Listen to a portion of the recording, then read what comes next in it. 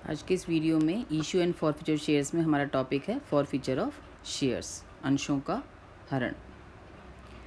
अंशों का हरण, जब कंपनी शेयर्स इशू करती है तो टाइम टू टाइम उसकी अलग अलग इंस्टॉलमेंट्स अंशधारियों से, शेयर होल्डर से मांगी जाती है।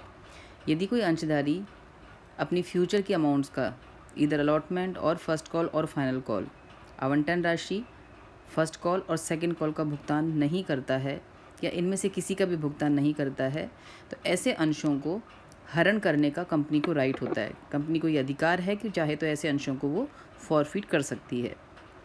फॉरफिट के प्रोसेस के लिए उसे फॉरफिट करने से पहले एटलीस्ट 14 डेज़ पहले उसे रजिस्टर्ड पोस्ट से एक लास्ट वार्निंग भेजी जाती है। ये लास्ट उसको ऑप्शन दिया जाता है कि जितनी भी उसकी एरियर्स हैं, जितने भी बकाया ड्यूज़ हैं, उसको विद इंटरेस्ट वो पे कर दे।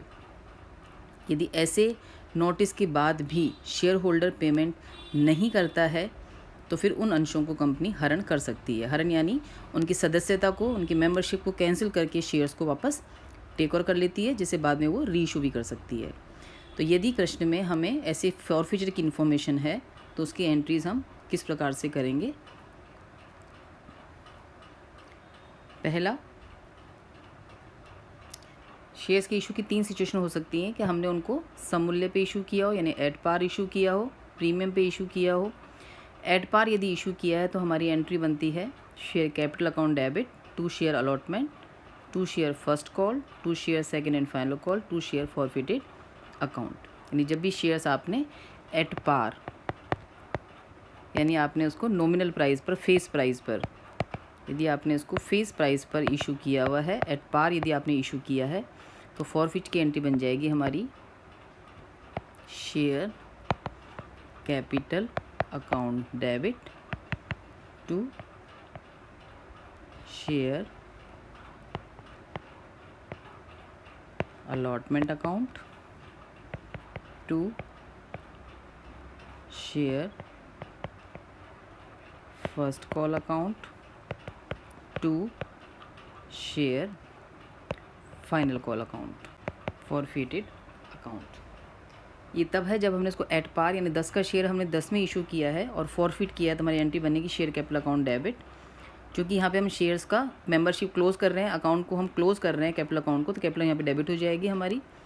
ये जो अमाउंट आएगी उसमें आएगी हमारी जितनी भी हमारी कॉल्ड, अब हम जितनी राशि हमने कॉल की है, अब तक जितना पैसा हमने मांगा है फॉरफिट तक, उस अमाउंट से हमको शेयर कैपिटल शो करना है।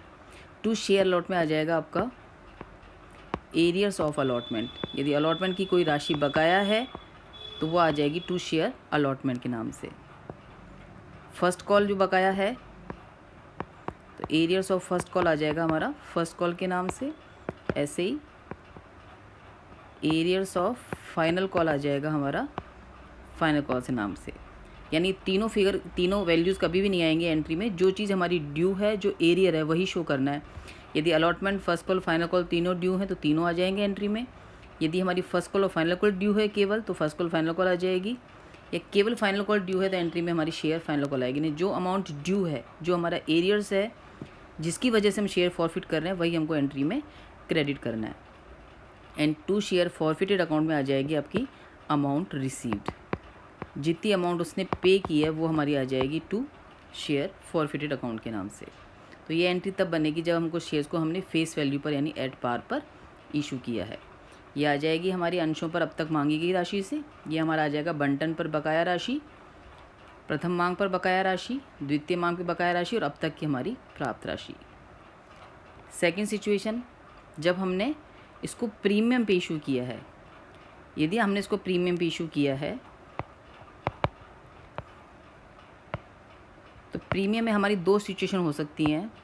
First, when premium is not paid. यदि प्रीमियम को हमने पे नहीं किया है तब एंट्री हमारी अलग बनेगी। यदि प्रीमियम का पेमेंट हो गया है तो एंट्री हमारी अलग बनेगी। यदि प्रीमियम का पेमेंट भी नहीं हुआ है तो एंट्री बन जाएगी हमारी share capital account debit, securities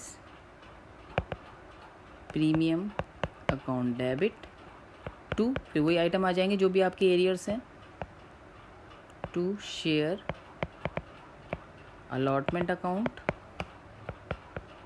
to share first call account,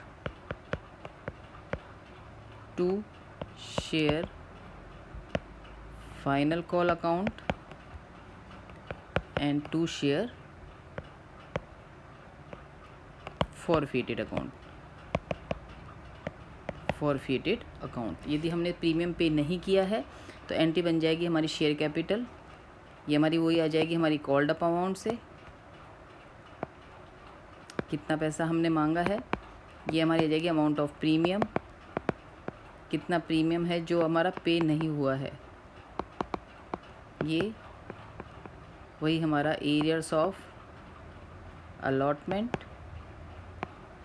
arrears of first call, arrears of final call and amount received.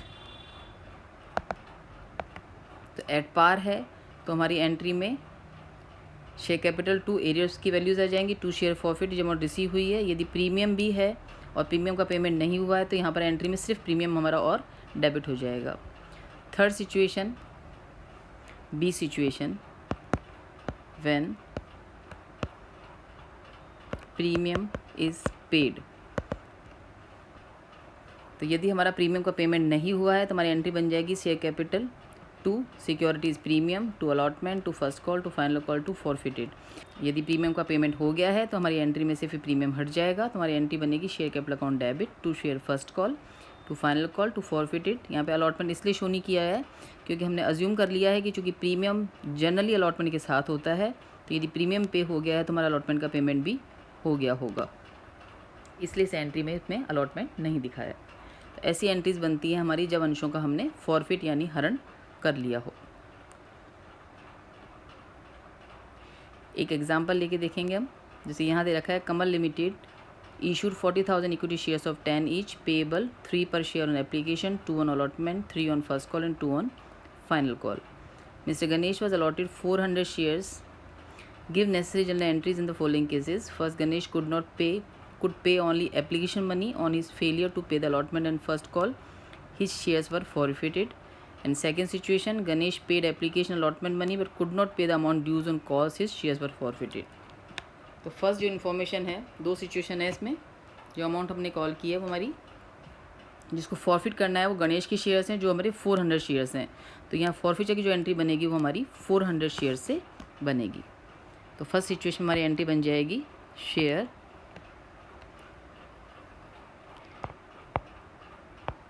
Capital account debit, क्योंकि यहाँ प्रीमियम की इन्फॉर्मेशन नहीं है तो प्रीमियम यहाँ पर नहीं आएगा। फर्स्ट सिचुएशन में गणेश ने सिर्फ एप्लीकेशन अमाउंट पे की है, उसने अलॉटमेंट और फर्स्ट कॉल पे नहीं किया है, तो share capital account debit to share allotment, क्योंकि उसने अलॉटमेंट का पेमेंट नहीं किया है, तो to share allotment account,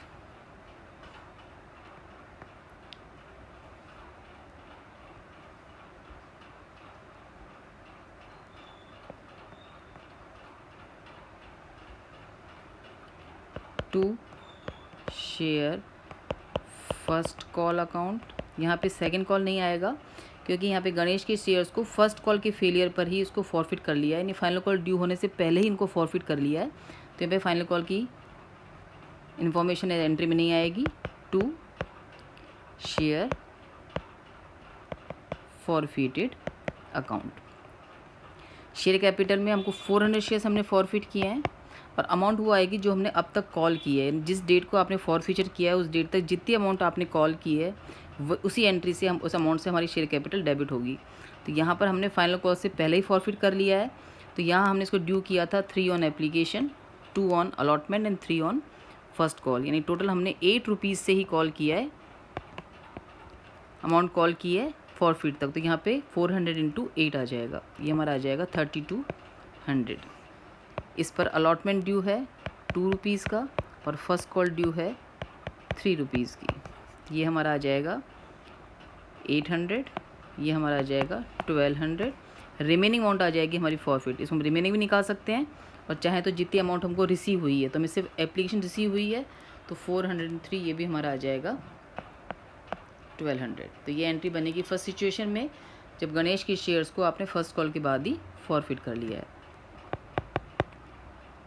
second situation, जब आपने गणेश के शेयर्स को, गणेश ने आवेदन व आवंटन यानी एप्लीकेशन अलॉटमेंट दोनों पे कर दिया है, लेकिन उसने दोनों कॉल्स का पेमेंट नहीं किया है, यानी फुल अमाउंट कॉल करने के बाद आपने फॉरफिट किया है।